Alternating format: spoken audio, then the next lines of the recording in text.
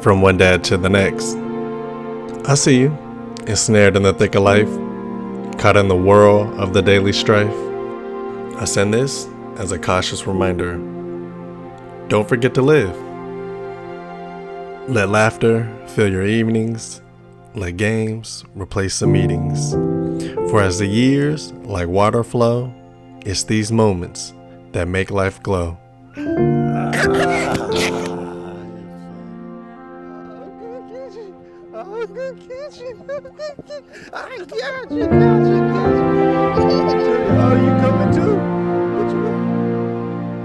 So pause, breathe, and take in the sight of the little joys, morning and night.